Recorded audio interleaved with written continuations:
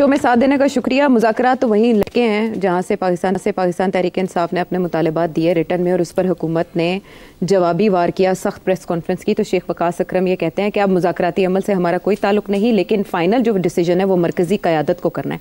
दूसरी तरफ अली अमीन गंडापुर साहब, जिनके ऊपर इल्ज़ामात भी हैं कि वो मिल के खेलते हैं, डबल रोल प्ले कर रहे हैं, वो आज इमरान खान साहब से मिले, 1.5 घंटे तक मुलाकात जारी रही। उसके बाद मीडिया से कोई बात किए बगैर रवाना हो गए। तो सभी इस सोच में पड़ गए हैं कि फ़ैसला तो क्या 23 दिसंबर को भी यही फैसला महफूज था सेठी साहब जो आज आया है, और अगर ये एंटीसिपेटेड था तो फिर मुज़ाकरात पे तो असर नहीं पड़ना चाहिए। इसका फ्यूचर क्या है? मैं कह रहा हूँ नहीं पड़ेगा, यही बात चलेगी। देखिए ना, क्यों नहीं आज गंडापुर साहब इमरान खान को मिले, कोई बयान नहीं आया। क्यों? सोचे आप, क्यों नहीं आया? क्या कहेंगे आप? वो क्या खामोशी में ही मसलहत थी। जो मैंने बताया कि हम तो पता था ये होना है, हाँ। इसके बावजूद हमने अपना सब कुछ किया, तो अब कैसे इसको चेंज कर सकते हैं? और वकास साहब लगे हुए अपने पता नहीं चौके छक्के मार रहे हैं। ही इज नोबडी, मतलब है कि वो तो अपना बनाया हुआ है उन्होंने उसको, वो तो he is part of that other group जो प्रेशर टैक्टिक्स फाइट वाला ग्रुप है, मगर टॉक वाला ग्रुप तो कुछ और है। वो बैरिस्टर गौहर ने कहा मुज़ाकरात जारी रहेंगे। हाँ, देखिए ना, फाइट टॉक वही चल रहा है। हाँ। और ये खान साहब कंट्रोल करते हैं इसको। अच्छा। और खान साहब जो है फाइट वालों को रोकते नहीं। और इस वक्त जो मेन डिमांड है पार्टी की तरफ से और एस्टेब्लिशमेंट की तरफ से और गवर्नमेंट की तरफ से कि वो फाइट वाले जो अपने कीबोर्ड वॉरियर्स जो है उनको रोको। अच्छा। तो खान साहब उनको रोक नहीं रहे, तो इसलिए ये बात नहीं सेटल होगी। वो हर रोज, और खान साहब ने आज फिर एक इल्ज़ाम लगा दिया चीफ के ऊपर, फिर एक इल्ज़ाम लगा दिया। तो मतलब ये तो खान साहब भी तो बाज नहीं आते ना, वो भी तो मतलब है कि ट्रिक करके टिबरी वगैरह वही लट्टू वगैरह घूम जाते हैं। गुस्सा चढ़ता तो कोई पता नहीं की कह देंगे ने, 2 मिनट सोचते हैं तो फिर उसके बाद कहते हैं अच्छा चलो इंज भी कर लो, फिर थोड़ा। तो खान साहब भी तो frankly is I rather not से।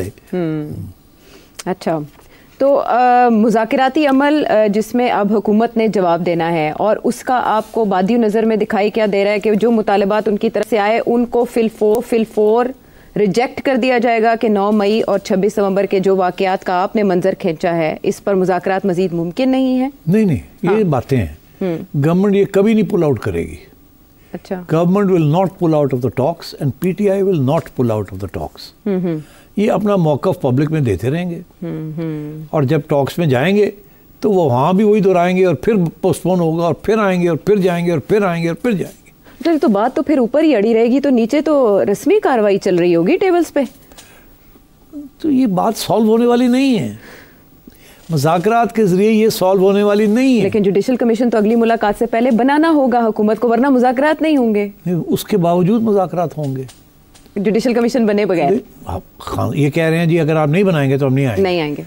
वो कहते हैं नहीं बनाएंगे। हम कहते हैं हमने तो ये तो नहीं कहा कि नहीं बनाएंगे, हमने तो कहा कि ये प्रॉब्लम्स हैं, आपने ये लिख दिया, ये तो मंजूर नहीं, ये तो मंजूर नहीं, ये तो मंजूर नहीं। अच्छा। हम तो समझते हैं कि सवाल अगर बनाने हैं तो इस तरीके से बनने चाहिए, जो बिल्कुल उलट होगा कि आपने ये किया, चेक करें कि पीटीआई ने क्या किया, चेक करें कि इन्होंने क्यों हमला किया, चेक करें कि इन्होंने अदालत का हुक्म क्यों नहीं माना, क्योंकि ये सारी गिल्ट उधर लेके जाए। इन्होंने जो टर्म्स ऑफ रेफरेंस किए वो गवर्नमेंट को और एस्टैब्लिशमेंट को फंसाने की तरफ ले गए, लीडिंग क्वेश्चन। वो जो लीडिंग क्वेश्चन बनाएंगे वो इधर ले जाएगी। तो इसके ऊपर लड़ाई झगड़े चलते रहेंगे। अच्छा। और एक क्लॉज के ऊपर लड़ाई होगी।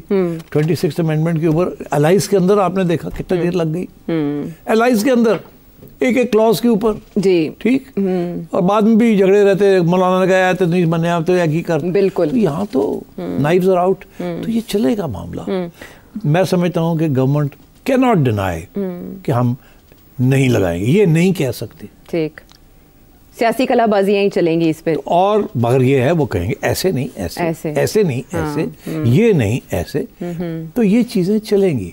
और वो ले जाएंगे, और 15-15 दिन की छुट्टी होगी बीच में, मुलाकात का इंतजार होगा, फिर वो आएगी तो फिर कोई एक पार्टी वॉकआउट कर जाएगी, फिर 15 दिन 20 दिन के बाद वापस आ जाएंगे, और फिर ये होगा, और फिर वो होगा। This is part of the process. Musical chair चलता रहेगा। इनकी कोशिश है जल्दी से जल्दी कुछ रेजोल्यूशन करवाई जाए, उनकी कोशिश है देर से देर हो, तो ये ऐसे ही चलेगा। अच्छा, लेकिन इस केस का जिससे हमने प्रोग्राम शुरू किया, उसका मुस्तकबिल क्या है? क्योंकि सभी इंतजार कर रहे थे पीटीआई में कि इस केस का फैसला आए तो इसे चैलेंज किया जाए। इस्लामाबाद हाई कोर्ट से पहले रिलीफ मिला, अब फिर मिल जाएगा, उनको नजर आ रहा है, लेकिन फैसल वावडा कह रहे हैं कि वहां रिलीफ नहीं मिलेगा। नहीं, देखिए मैं आपको बताऊं, मैंने आपसे कहा ना, law has been degraded before politics.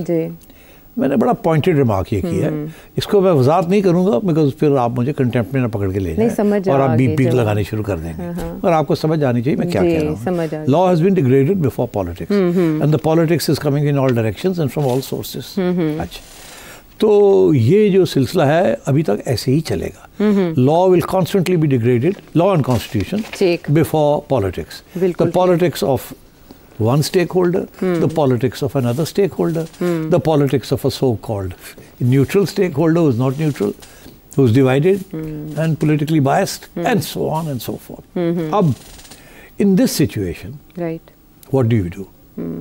In this situation, ये जो अगला जो ये केस जब ऊपर जाएगा तो इसी कश्मकश में वो घूमेगा। एक तरफ वो होंगे पीटीआई जैसे उनके वकील जो इसके अंदर कानूनी तौर पे खामियां निकालेंगे तो जी वो जज कहता है कॉन्ट्रडिक्शन है इसके अंदर या स्टेटमेंट ठीक नहीं था, मगर वो छोटी सी बात है मैंने उसको इग्नोर की है, उसको ही बड़ा चौड़ा करके करेंगे कि देखिए जी जज साहब ने डाउट क्रिएट कर दिया और बेनिफिट ऑफ द डाउट जो है वो तो जब यहाँ डाउट होता है तो फिर आपको जजमेंट दे नहीं सकते। दूसरी तरफ से आर्ग्यूमेंट बड़ा सिंपल सा है, ये टेक्निकल और लीगल पोजीशन की तरफ जाएंगे। अच्छा, जिसके अंदर ड्यू प्रोसेस इनको बड़ा इंपॉर्टेंट लगता है। दूसरी साइड जो है वो ये कहेगी जी सीधी सी बात है, जो डिस्प्यूट कोई भी नहीं कर रहा, जिसकी एविडेंस भी है वो हम दे देते हैं कि ये पैसा रुका लंदन के अंदर on charges of money laundering. Money laundering क्या होती है?